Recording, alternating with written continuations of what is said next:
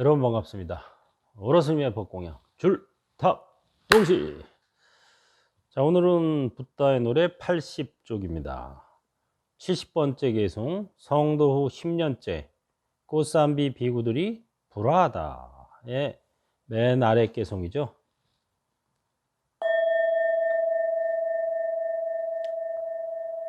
어리석은 무리와 벗하느니 홀로 살아가는 것이 더 나았다.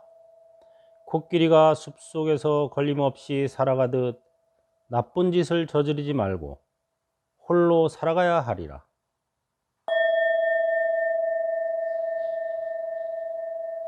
네. 지난번에 꽃삼비라는 지방에 사는 비구들이 서로 언쟁이 붙었다 그랬죠. 사실 언쟁의 시작은 별것 아니었습니다. 해우소 화장실에서 나와서 그 뒷물 통을 다 비우고 걸어놔야 되는데 뒷물 통을 다 비우지 않고 물이 조금 남겨놓고 걸어놨어요.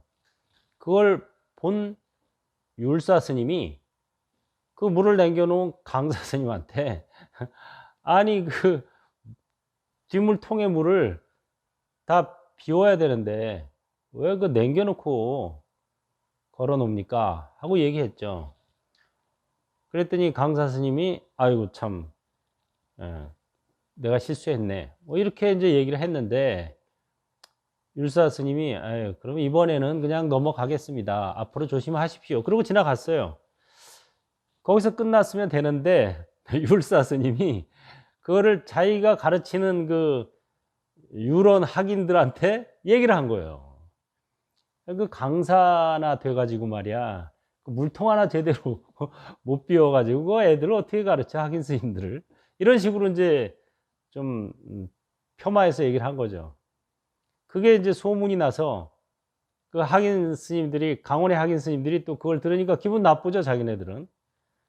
그래서 이제 강사 스님한테 실제로 이런 일이 있었습니까? 하고 물었더니 있긴 있었는데 뭐 더 이상 말 안 하기로 그 자리에서 그냥 넘어가기로 해놓고 왜 그 떠들어 대나, 이렇게 이제 얘기가 된 거예요.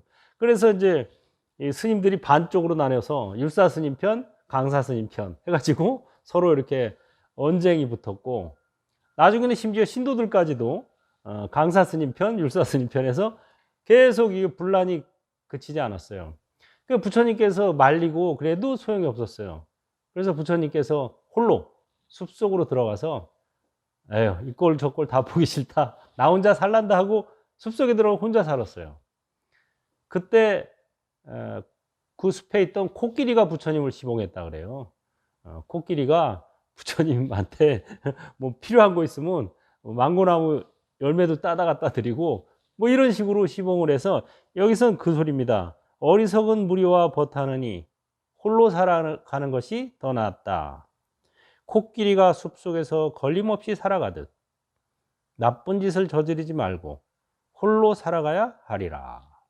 코끼리가 오히려 이제 스님들을 떠나서 들어와 계신 부처님을 알아보고 시봉을 했어요. 그래서 나중에 코끼리가 죽어서 저 천상의 천신으로 태어납니다. 참 말을 안 듣고 자꾸 대중들은 자기네 수준에서 자꾸 생각하는 거예요. 그 부처님이 보기에는 아무것도 아닌 거죠. 이제 정말 그걸 보고 뭐라 그러냐면 사소한 일에 목숨 건다 그러죠. 아니 그 물통에 물을 조금 비우면 어떻고 조금 덜 비우면 그게 뭐 별거 아니거든요. 그거는 물론 이제 비우는 게 정상이겠지만 그거 뭐 조금 덜 비웠다고 뭐 큰 잘못은 아니거든요. 사소한 실수죠. 뭐 사소한 실수는 서로 용납하고 넘어가고 이래야 이게 조직이 지나가는 거지. 그 사소한 거 가지고 뭐 잘했네 못했네 네 편 내 편 이러다 보면은 나중에는 이제 서로 이제 그 사소한 게 아니라 서로 상대방에 대해서 기분 나빠지는 게 이제 더 나빠지는 거죠.